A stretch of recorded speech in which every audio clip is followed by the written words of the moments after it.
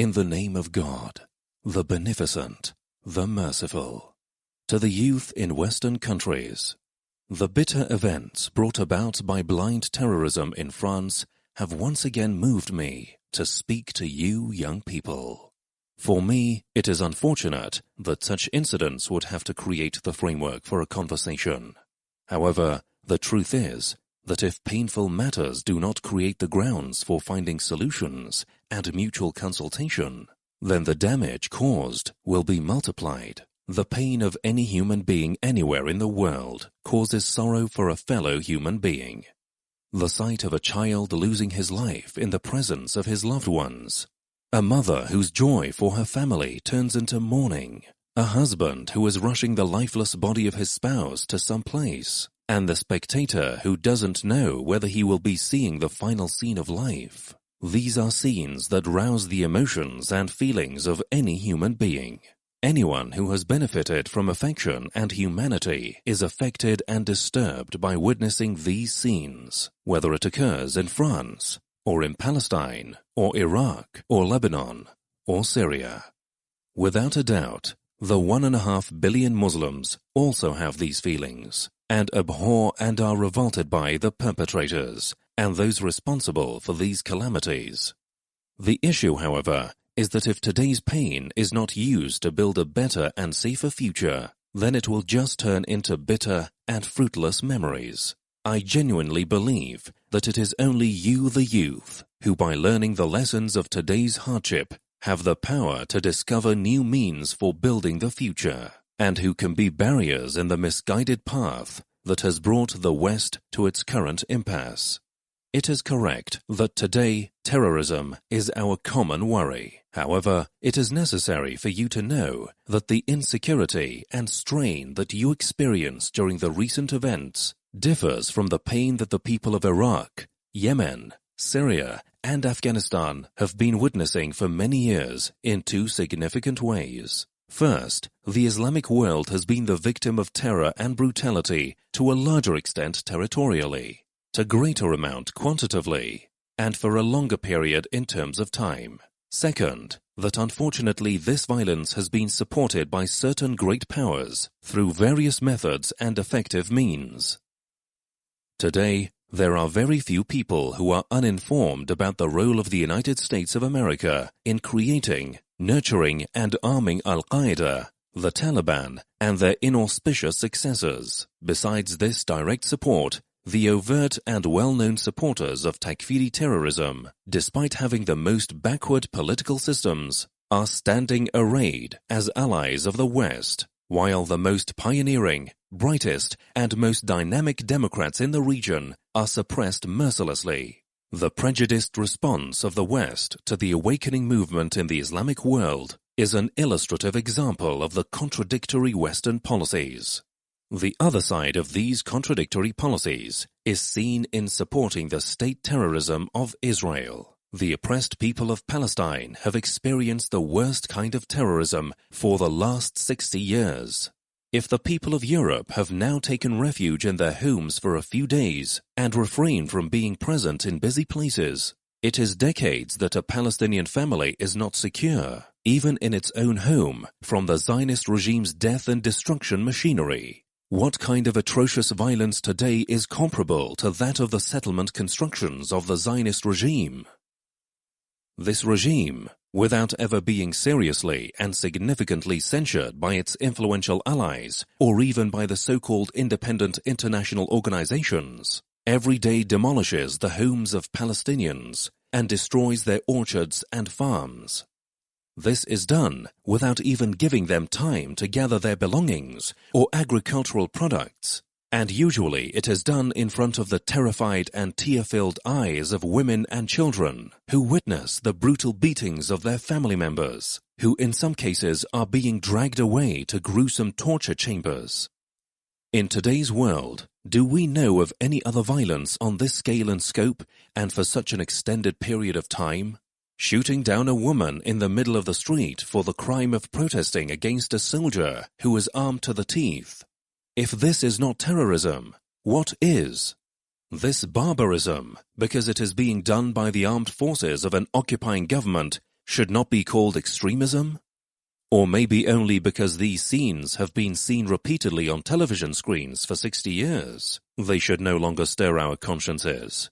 The military invasions of the Islamic world in recent years, with countless victims, are another example of the contradictory logic of the West. The assaulted countries, in addition to the human damage caused, have lost their economic and industrial infrastructure. Their movement towards growth and development has been stopped or delayed, and in some cases has been thrown back decades. Despite all this, they are rudely being asked not to see themselves as oppressed. How can a country be turned into ruins, have its cities and towns covered in dust, and then be told that it should please not view itself as oppressed? Instead of enticements to not understand and to not mention disasters, wouldn't an honest apology be better? The pain that the Islamic world has suffered in these years from the hypocrisy and duplicity of the invaders is not less than the pain from the material damage. Dear youth, I have the hope that you, now or in the future, can change this mentality corrupted by duplicity, a mentality whose highest skill is hiding long-term goals and adorning malevolent objectives. In my opinion, the first step in creating security and peace is reforming this violence-breeding mentality. Until double standards dominate Western policies, until terrorism, in the view of its powerful supporters, is divided into good and bad types, and until governmental interests are given precedence over human values and ethics, the roots of violence should not be searched for in other places. Unfortunately, these roots have taken hold in the depths of Western cultural policies over the course of many years, and they have caused a soft and silent invasion. Many countries of the world take pride in their local and national cultures, cultures which through development and regeneration have soundly nurtured human societies for centuries. The Islamic world is not an exception to this. However, in the current era, the Western world, with the use of advanced tools, is insisting on the cloning and replication of its culture on a global scale. I consider the imposition of Western culture upon other peoples and the trivialization of independent cultures as a form of silent violence and extreme harmfulness. Humiliating rich cultures and insulting the most honored parts of these is occurring while the alternative culture being offered in no way has any qualification for being a replacement. For example, the two elements of aggression and moral promiscuity, which unfortunately have become the main elements of Western culture, have even degraded the position and acceptability of its source region. So now the question is, are we sinners for not wanting an aggressive, vulgar, and fatuous culture? Are we to be blamed for blocking the flood of impropriety that is directed towards our youth in the shape of various forms of quasi-art? I do not deny the importance and value of cultural interaction whenever these interactions are conducted in natural circumstances and with respect for the receiving culture. They result in growth, development, and richness. On the contrary, inharmonious interactions have been unsuccessful and harmful impositions. We have to state with full regret that vile groups such as Daesh are the spawn of such ill-fated pairings with imported cultures. If the matter was simply theological, we would have had to witness such phenomena before the colonialist era. Yet history shows the contrary. Authoritative historical records clearly show how colonialist confluence of extremist and rejected thoughts in the heart of a Bedouin tribe planted the seed of extremism in this region. How then is it possible that such garbage as Daesh comes out of one of the most ethical and humane religious schools, which as part of its inner core includes the notion that taking the life of one human being is equivalent to killing the whole of humanity? One has to ask why people who are born in Europe and who have been intellectually and mentally nurtured in that environment are attracted to such groups. Can we really believe that people with only 1 or 2 trips to war zones suddenly become so extreme that they can riddle the bodies of their compatriots with bullets? On this matter, we certainly cannot forget about the effects of a life nurtured in a pathologic culture, in a corrupt environment born out of violence. On this matter, we need complete analyses that see the hidden and apparent corruptions. Maybe a deep hate, planted in the years of economic and industrial growth, and born out of inequality, and possibly legal and structural prejudice, created ideas that every few years appear in a sickening manner. In any case, you are the ones that have to uncover the apparent layers of your own society, and untie and disentangle the knots and resentments. Fissures have to be sealed, not deepened. Hasty reactions are a major mistake when fighting terrorism, which only widens the chasms.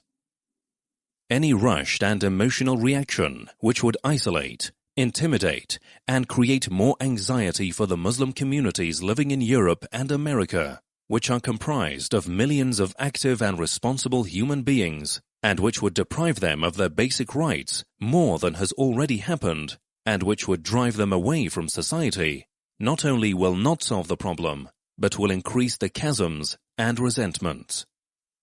Superficial measures and reactions, especially if they take legal forms, will do nothing but increase the current polarizations, open the way for future crises, and will result in nothing else. According to reports received, some countries in Europe have issued guidelines encouraging citizens to spy on Muslims.